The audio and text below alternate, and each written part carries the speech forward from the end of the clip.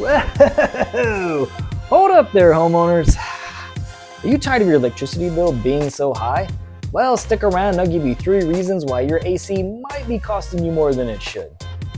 My name is Danny, and I've helped homeowners save hundreds of dollars every year, and I want to help you do the same.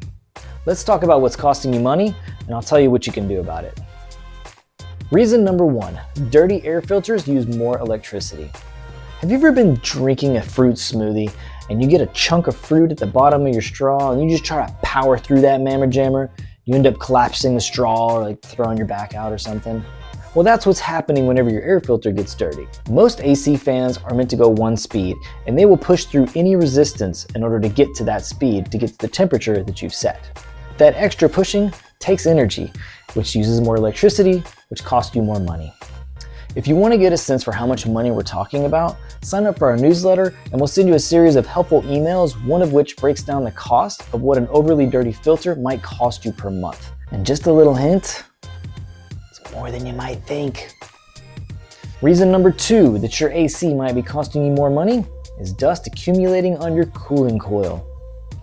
As your filter gets dirty, or maybe you have a bad seal between your filter and the return that it's in, dust will get around that filter and will most likely start accumulating on your cooling coil. If you're not familiar with what a cooling coil is, it's this pyramid-shaped piece here. The warm air goes through these cooled metal fins and then gets cooled down in the process and then travels out to your vents. Much like your filter, if it gets clogged, it doesn't work as well. The airflow gets partially blocked and less air is going across those cooled metal fins. So your AC system is running longer because it's taking longer for your house to cool down to the set temperature. Hence, it's costing you more money. Not to mention all the damage that you might be doing to your system that would cause it to break down at the worst time and cost you an average of about $350.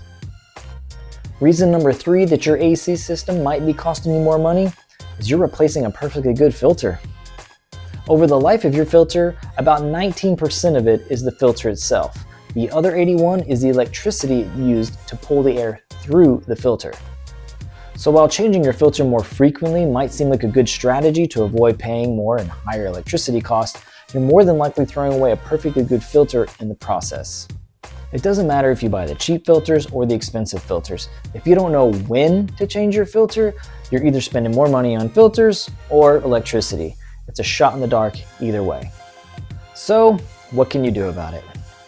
Well, you need to be changing your air filters at the right time when they're actually dirty. This asshole. How do I know when to change the filter? That's the $1 million question. I'll show you how terribly flawed all the current ways people do it is in another video. For now, just know that looking at it, calendar reminders, smart thermostats, and when I remember are terrible approaches, and it's costing you money. There are some solutions out there aimed at fixing this issue.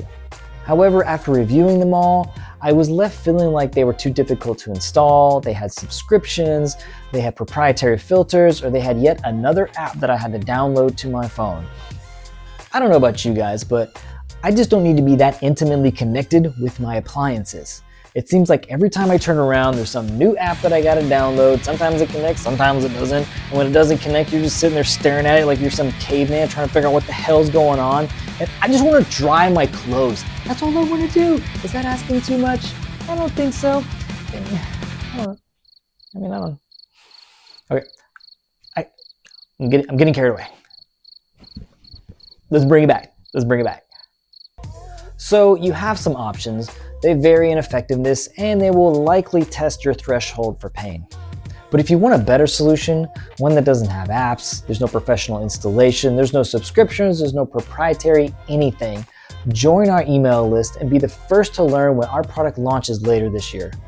It's going to tell you exactly when to change your filter in your home so that you can save money and live healthier.